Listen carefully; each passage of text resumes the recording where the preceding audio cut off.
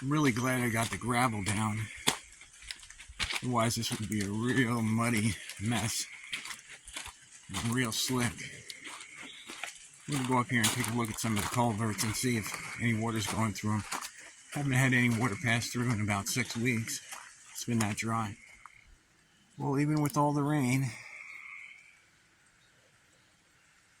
the forest must have really needed that water. I don't really see any water going through the culvert. Now a little went through. I can tell by the puddles along its path. And the little spring down there is still running. That never stopped running. It did slow down quite a bit, but it was always running. I really doubt the one up top is seeing any water, but I'll take a look anyway. If you look carefully at the road here, you'll see a couple of spots with some brown coming up. Those were areas that there was actually tree stumps. And so when the cement came, it actually pushed it down a little bit and pushed the mud up. You know, it's a lot leveler than it was, and I don't really mind that little bit of dirt up. It'll mix in with the gravel. Just have to go over it with the box blade once or twice. Here's a little bit of storm damage. It's some pretty high winds. Wasn't sure if that tree was going to make it. It doesn't look like it is. That is one of the telltale signs. If you can see it way up there, I find that whenever the top branches of a tree don't have any foliage in the middle of growing season, it's pretty sure that the tree is on its way out. And this one, by dropping those two branches like that, kind of confirms that. I'll probably end up taking that down when I have time, use it for firewood. It's pretty much as I suspected. This culvert higher up on the road, we're about 800 feet now, is bone dry. Now this was running for months on end as we broke into early spring with water that was captured in the hills and the mountains. I'm sure it'll run again, but for now, the rain is doing what it's supposed to do. It's helping the trees and the other wildlife grow. This is where the gravel, I had him stop with the gravel here because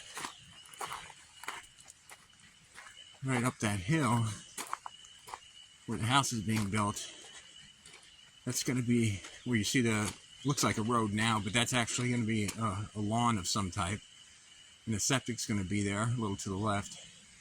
And the actual driveway is going to go down that road right there and sweep around. You probably can't hear it on my phone here, but the creek is rushing again with all the extra water added to it. But it is slowing me down with my build. Go up there and show you what I got done. It's been a week of raining, so I have to be squeeze it in when I can. Okay, so you can see I didn't make it too much further. I had that wall done and a couple cinder block on that end. I got down to that corner, made it this far, just a few more blocks to the corner. You can see the bags everywhere. I had them covering up the wall where I had just finished installing them so it wouldn't dilute the concrete too much. Let me show you something over here that I really like. These bags here of type S mortar mix, I got them from Menards. And they're actually in plastic bags. Waterproof, it says right on them.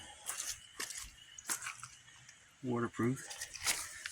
And I can feel in there, it's still nice and soft, even though it's been raining on them for a couple days. It makes so much common sense, but for anyone who's worked with it, if you go to Lowe's or Home Depot, they still sell it in paper bags. Gets a little bit wet, it'll harden right up in the bag.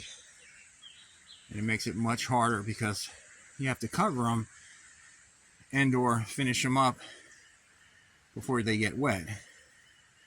And this just makes it a lot easier, a lot less stressful. So got a block left to put down. I'm only going to go about 4 courses high, but hopefully we have breaks in the rain that they are calling for. Right now it's just barely drizzling, but it's about to get dark out, as you can tell. But anyway, I want to thank everyone for watching. Please subscribe and like.